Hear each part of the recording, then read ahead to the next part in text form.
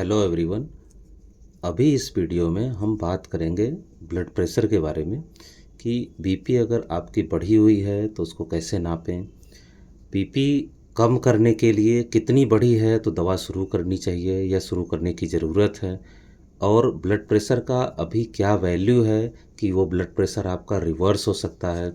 अब ऐसी क्या वैल्यू है उसके बाद ब्लड प्रेशर रिवर्स नहीं हो सकता है, और उसको अभी आप कुछ डाइटरी मॉडिफिकेशन क्या कर सकते हैं, कुछ और दूसरे काम क्या कर सकते हैं जिससे आपकी बीपी थोड़ी सी लो लाई जा सके, और क्या दवाएं हैं हमारे पास ऑप्शन में जिसको हम एक बेहतर तरीके से ले सकते हैं, हमें नुकसान कम से कम हो, उसका फ़ायदा हमें मैक्सिमम हो, और एक लाइफ जो थोड़ी सी ठीक चल सकती है, बेहतर तरीके से चल सकती है, उसके बारे में बात करेंगे। तो सबसे पहले हम बात करते हैं कि बीपी की, कि बीपी कैसे नापें, कब नापें। एक तो जो मरकरी वाला स्फिग्मोमैनोमीटर होता है, बीपी की मशीन होती है, उससे नाप सकते हैं स्टेथो लगा के। दूसरा जो सबसे बेहतर तरीका है कि इलेक्ट्रॉनिक जो बीपी की मशीन है उससे नाप सकते हैं। तो उसमें जो बीपी की मशीन होती है इलेक्ट्रॉनिक वाली, उसमें आपको क्या करना है कि आप कोई भी एक ठीक ठाक ब्रांड ले लीजिए मार्केट से, आराम से बैठ जाइए, 10 मिनट बैठिए, उसके बाद तब बीपी नापिए, बिना चाय पिए, बिना कोई दवा खाए, बिना कोई और दूसरी एक्टिविटी किए हुए। सिटिंग कंफर्टेबली आप चेयर पे बैठ जाइए, हाथ में नापिए, कोशिश करिए दोनों हाथ की बीपी नापिए, लेफ़्ट की भी और राइट की भी। कई बार दोनों में अंतर भी आता है, मगर अगर 10 से कम का अंतर है तो वो नॉन सिग्निफिकेंट है। और कभी भी चाय पीने के बाद, कॉफ़ी पीने के बाद, कोई स्ट्रेस के बाद, ऐसी चीज़ों में, या खाना खाने के तुरंत बाद बीपी नहीं नापिए, या कहीं से चल के आने के बाद, दौड़ के आने के बाद।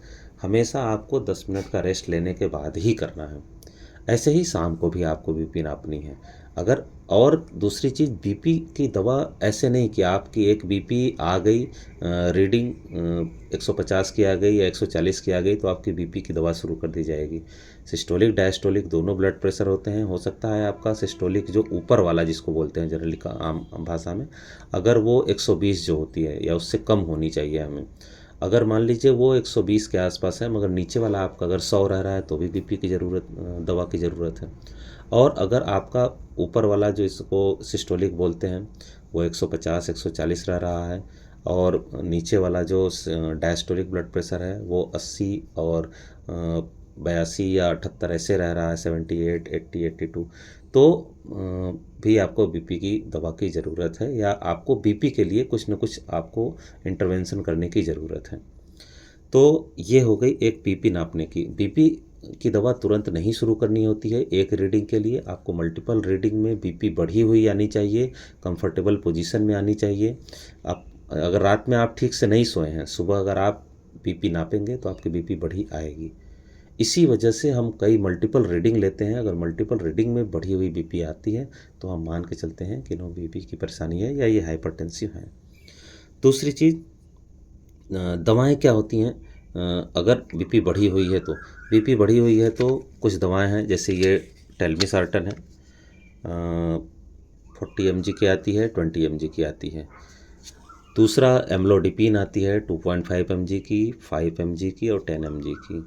और दूसरे हैं लेविटालॉल है, अटीनोलॉल है, और डायूरेटिक्स हैं। हम एक इनिशियल, इस वीडियो में केवल इनिशियल ब्लड प्रेशर की बात कर रहे हैं कि अगर ब्लड प्रेशर रेज्ड आई है, बढ़ी हुई आई है, तो अभी हम एक बेसिक दवाएं क्या शुरू कर सकते हैं, और उसके लिए हम इन दवाओं के साथ साथ और हम अपनी लाइफ स्टाइल में क्या मॉडिफिकेशन कर सकते हैं, कि हो सकता है कि अभी एक इनिशियल फेज हो, शुरुआत हो, या किसी और वजह से हो तो ये बीपी की दवाएं छूट भी जाएं।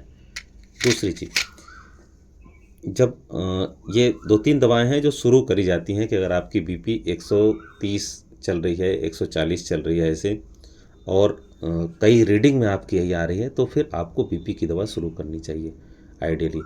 कुछ लोगों का मानना होता है कि बहुत ज़्यादा नहीं बढ़ा हुआ है, हम कम कर लेंगे, या जो भी है, बिल्कुल कम करी जा सकती है, और दूसरे भी तरीके बहुत सारे होते हैं कम करने के, मगर इस बात को आपको ध्यान रखना है कि अगर आपकी बीपी लगातार बढ़ी हुई आ रही है तो आपको आइडियली दवा शुरू कर देनी चाहिए। आप बाकी कम करते रहिए जिससे कि आपके हार्ट पे लोड ना आए। आप इस समय देख रहे होंगे बहुत सारे कम उम्र के 30 साल, 32 साल, 35 साल, लेस देन 40 ईयर में भी हार्ट अटैक आने लगे हैं, जिम कर रहे हैं और सारी चीज़ों में भी कई बार ऐसा होता है।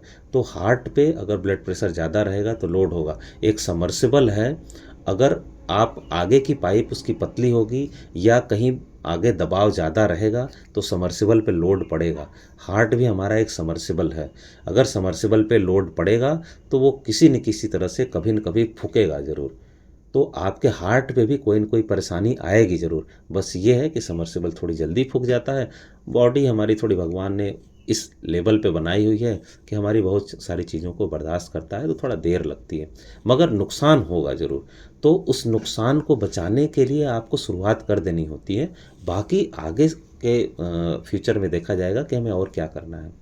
दूसरी चीज़ें हैं कि मान लीजिए अगर आपकी बीपी बढ़ी हुई है तो आप शुरुआत कर सकते हैं। आपकी अगर 130, 140, 130, 140 के आसपास बीपी है तो आप टेलमिसर्टन 40 mg से शुरू कर सकते हैं ओडी, या एम्लोडिपिन 2.5 या 5 mg से शुरू कर सकते हैं। जनरली यही दवाएं शुरू कर जाती हैं और बीपी मॉनिटरिंग रेगुलर करते रहते हैं। एक डायरी बना लीजिए, एक पेज बना लीजिए जिस पे आप दिन, तारीख के साथ में और टाइम के साथ में ये डालिए कि हाँ इस दिन की बीपी हमारी ये रही है, जिससे एक मॉनिटरिंग हो सके आपकी बीपी में क्या सुधार आ रहा है। बीपी की दवा कम करने की ज़रूरत तो नहीं है, या नहीं सुधार है या बीपी तभी भी बढ़ी आ रही है तो बीपी की दवा बढ़ाने की ज़रूरत तो नहीं है। ये मॉनिटरिंग बहुत इंपॉर्टेंट है।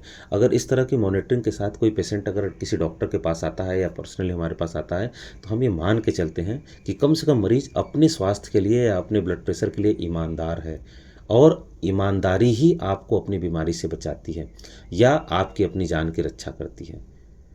दूसरी चीज़, दवाएं मान लीजिए चल रही हैं, कुछ ऐसी चीज़ें हैं जिसको आप मॉडिफाई करके भी अपनी बीपी को कम कर सकते हैं। जैसे अगर आपका वेट ज़्यादा है तो वेट रिडक्शन करके, आपका 80 kg है, 70 kg है, जिस हिसाब से भी अगर आप ओवरवेट हैं तो वेट अगर रिड्यूस करते हैं तो भी बीपी कम होती है। 1 kg अगर वेट आप रिड्यूस करते हैं तो लगभग 1.5 से 2 mmHg की बीपी कम होती है। अगर आपने 10 kg वेट रिड्यूस किया है तो मान के चलिए कि लगभग से लगभग 15 से 20 mmHg आपकी कम हो जाएगी। मतलब कि अगर आप 10 kg वेट कम करते हैं, अगर आपकी 150 अगर बीपी आ रही है तो लगभग 130 या उससे कम आ जाएगी या 120 के आसपास आ जाएगी। तो ये भी एक बहुत इम्पॉर्टेंट रोल है। एक्सरसाइज रेगुलर करते रहिए, चाहे प्राणायाम करिए, कुछ ब्रीदिंग एक्सरसाइज करिए, रनिंग एक्सरसाइज करिए। इससे भी आपके आर्टरी में जो कंप्लायंस रहते हैं, जो एक इलास्टिसिटी रहती है वो मेंटेन रहती है, जिसकी वजह से भी बीपी में आराम आता है। डाइट में जो सबसे इम्पॉर्टेंट चीज़ है वो है सॉल्ट रिडक्शन। सोडियम जो होता है वो ब्लड प्रेशर को रेज करने के लिए रिस्पॉन्सिबल होता है। तो आपको सोडियम रिच डाइट जो भी हैं, जैसे कैंड फूड हो गया, पैक्ड आइटम में चिप्स हो गए या पिकल्स, अचार हो गए, इन चीज़ों में भर के सोडियम होता है। ब्रेड हो गया, सारी चीज़ें ऐसी हैं जिनमें भर के सोडियम होता है, उनको आप रिड्यूस करना है। हाँ, ऐसा नहीं है कि आपको सॉल्ट नहीं लेना है, सॉल्ट आपको लेना है। ये कतई कहीं नहीं लिखा हुआ है, किसी लिटरेचर में नहीं है कि आपको सॉल्ट नहीं लेना है। सॉल्ट एक आपके बॉडी की नीड है और इसेंशियल नीड है, उसे लेना है। बस ये ध्यान रखना है कि आपको जितनी ज़रूरत है वही लेना है। लेस देन 5 ग्राम सॉल्ट इंडिया में रिकमेंडेड है। तो वो आप नाप तो नहीं सकते, मगर वो आपकी रिक्वायरमेंट पूरी ऐसे हो जाती है कि दाल, चावल, सब्जी, रोटी जो भी आप खाते हैं, तो जो दाल में और सब्जी में नमक पड़ता है वही आपके लिए सफिशिएंट है। आपको अलग से, अगर आप सलाद खाते हैं तो उसमें नमक नहीं डालनी है, अचार आपको नहीं लेना है। वो जो भी आप नमक लेते हैं अलग से, वो सारे नमक एक्स्ट्रा होते हैं, सारे सॉल्ट एक्स्ट्रा होते हैं। दूसरा, थोड़ी अगर आपको किडनी की बीमारी नहीं है और दूसरी चीज़ें नहीं है तो पोटेशियम रिच डाइट ले सकते हैं, जो कि ब्लड प्रेशर को थोड़ा सा कम करते हैं। जैसे नारियल का पानी हो गया, ठीक, एक लाइट सॉल्ट या ग्रीन सॉल्ट के नाम से आता है, सेंधा नमक हो गया। इन चीज़ों को आप लेंगे तो इससे थोड़ी सी ब्लड प्रेशर में एक सुधार देखने को मिलता है। तीसरी चीज़, अगर आपकी थोड़ी गलत आदतें हैं, जैसे स्मोकिंग है और दूसरी चीज़ें हैं, तो अल्कोहल है, ये चीज़ें अगर ले रहे हैं तो इसको भी कट डाउन करिए। ये आपके ब्लड प्रेशर को कम करने में बहुत हेल्प करेंगी। तो एक ऐसा देखिए, ब्लड प्रेशर कंट्रोल करने की बीमारी है, जनरली ठीक नहीं होती है, मगर अगर आप इनिशियल फेज में हैं, इन चीज़ों को करते हैं, हो सकता है आपका ब्लड प्रेशर ओवरवेट की वजह से हो सकता है आपका ब्लड प्रेशर ज़्यादा सॉल्ट लेने की वजह से हो सकता है आपका ब्लड प्रेशर एक्सरसाइज ना करने की वजह से हो सकता है आपका ब्लड प्रेशर स्मोकिंग या और दूसरे अल्कोहल या स्टिमुलेंट लेने की वजह से हो। इनको जब अपनी लाइफ से कट डाउन करेंगे तो आपका ब्लड प्रेशर हो सकता है नॉर्मल आ जाए। और अगर नॉर्मल आ जाए, मान लीजिए आपका ब्लड प्रेशर 110 रहने लगा, 110 सिस्टोलिक और 70 टू 80 के आसपास डायस्टोलिक रहने लगा है, तो अगर टेलमिसार्टन 40 चल रही थी तो टेलमिसार्टन 20 कर दी जाएगी, एम्लोडिपिन 5 चल रही थी तो एम्लोडिपिन 2.5 कर दी जाएगी। अगर उसके बाद भी 110 और 70-80 के बीच में रह रहा है आपका ब्लड प्रेशर, तो फिर उससे भी कम करने की कोशिश करी जाती है। उसके बाद देखा जाता है, अगर ब्लड प्रेशर हो सकता है कि आपकी नॉर्मल आ जाए, किसी और कई बार एंग्जाइटी की वजह से भी हमारा ब्लड प्रेशर बढ़ा रहता है, तो वो जब चीज़ें हट जाती हैं, स्ट्रेस हट जाता है, तो ब्लड प्रेशर अपने आप नॉर्मल, बॉडी उसको एडजस्ट कर लेती है। तो उस टाइम पे भी एक चक्कर ऐसा होता है कि ब्लड प्रेशर की दवा आपकी हट सकती है। और अगर नहीं हटती है तो मान के चलिए कि ये लाइफ लॉन्ग है, आपको दवा लेनी है। इसलिए लेनी है कि जैसे आप दाल चावल रोटी सब्जी अपने जीवन का एक पार्ट समझते हैं, वैसे ही अपने बीपी को कंट्रोल करने के लिए, स्वस्थ रहने के लिए, लंबी आयु, अगर एक गोली खा के ज़िंदगी अच्छी चल सकती है तो सबसे बेहतर और सबसे अच्छा सौदा है। बहुत बहुत धन्यवाद।